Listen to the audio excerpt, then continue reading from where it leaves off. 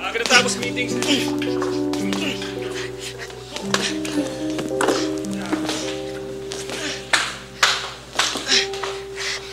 Okay.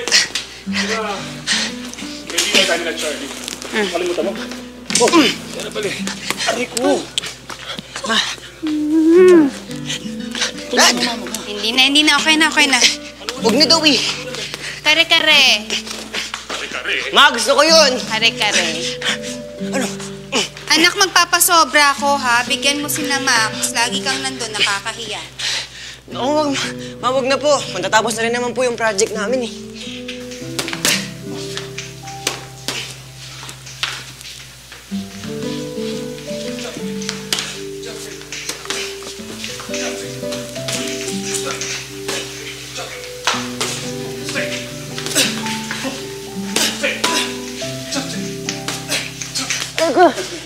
Dad, wrestling yan. Wrestling yan. Ang tayo na ito. Tat pala. Ganda. Ay, good evening po. Tita Carol, Tita Charlie. Carol, Charlie. Wait, excuse lang po. Gagawin ko na po yung homework ko. Oh. I like your hair. Gusto mo? Uso to eh. Pinagawa ko bago kami nag-Hong Kong. Kahit mo ba? Oo, bagay sa'yo. Siyempre, specialty. Grabe si Gio, no? Binata mo talaga. Eh kasi naman, kung sumabay kayo sa amin ni David, sana may Gio na rin kayo. In time. Bata pa naman kami. David! Carol. Anong handa nyo? Nagutom na ako. Hindi pa ako makain. Ikaw. Kare-kare. Special kami pa. Sige na nga. Yeah, kasi si Gio, honor student. Ang galing mo mag-alaga. At saka si David, okay naman. Malay mo, yung susunod na baby girl na. Tama na yung isa para matutukan. Right. Kaya, sobrang believe ako sa'yo eh. Kasi, sobrang successful mo. Tsaka, very busy ka sa mga ginagawa mo. Pero, nalaga mo mabuti yung mag-ama mo. Pero, ang mas obvious, nalaga mo mabuti yung sarili mo.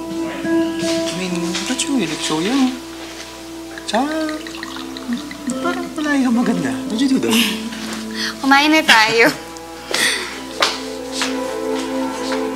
Kaya, kain na. Tara, kulot. Sweetheart, ano Kain yung na. favorite natin dito? Thank you. Ito yun eh. Ito pala, meron na. Oo. Ito yung binabalik-balikan ko talaga dito. Ito. Thanks. Yan. Kasi yung sauce niyan, tol. Totoong mali yung ginamit ni Jill. Pinagtsagaan niya talagang durugin. Durog na durog. Ah, kaya pala. Kaya lasang lasa, di ba? Peanut. Kaya naman pala eh. Bakaswerte mo pala. Nakakaingit. Di bali, sweetheart. Para hindi ka mainggit dyan, papaturo kayo manang yung recipe ni Jill. Ito naman. Ako, na-hurt naman agad yung sweetheart. Hindi.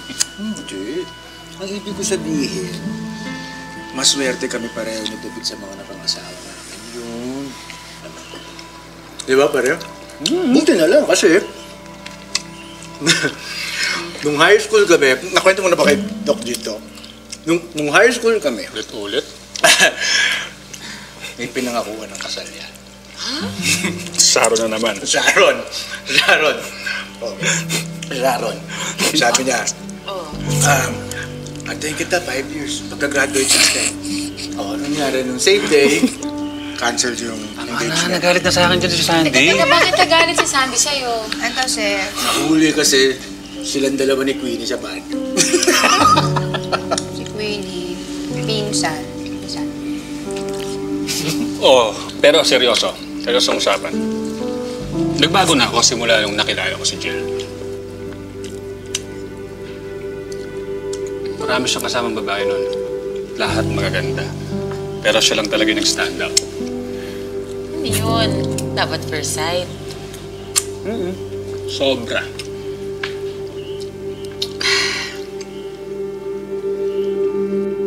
Wala akong nandito ako, nasan ako ngayon. Kundi dahil kay Jill. Totoo kasi wala na kaming pera noon, pero nung nakapasa siya sa board exams, tinulungan niya ako sa tuition ko, sa allowance, at lahat.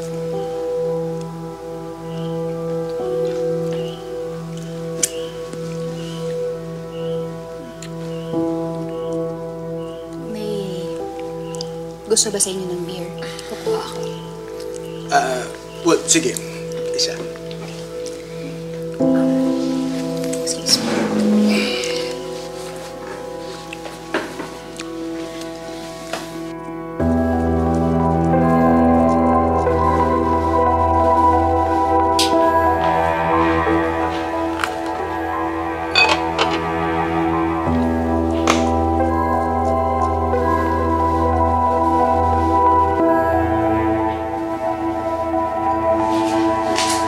Jill, kailangan mo tulong? Kaya ko na to. Grabe pala yung love story niyo, no? Ngayon ko lang narinig yun, ha? Alam mo naman si Charlie, pag di mo tinanong, hindi magkukwento. Carol, madalas din ba siyang gabihing umuwi? Ba't mo natanong?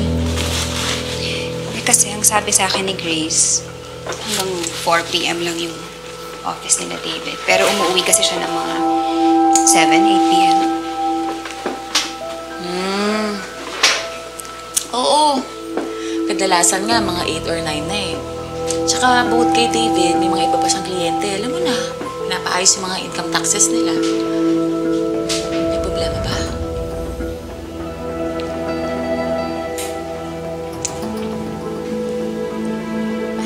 Ito na lang, Jill. Kung ano man yung iniisip mo, nasa kabilang bahay lang ako, ha? Pwede kang kumatok anytime.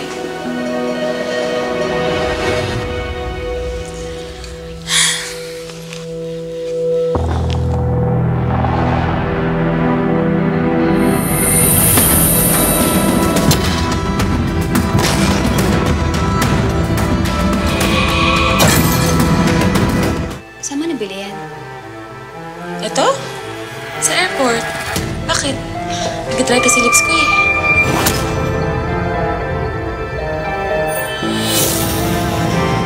May problema ba? Pakiramdam ko may babae si David. Hindi ko alam kung saan siya nagpupunta between 4 p.m. and 8 p.m. May nakita akong lip gloss. Pink. Tapos, blonde na buhok sa scarf niya.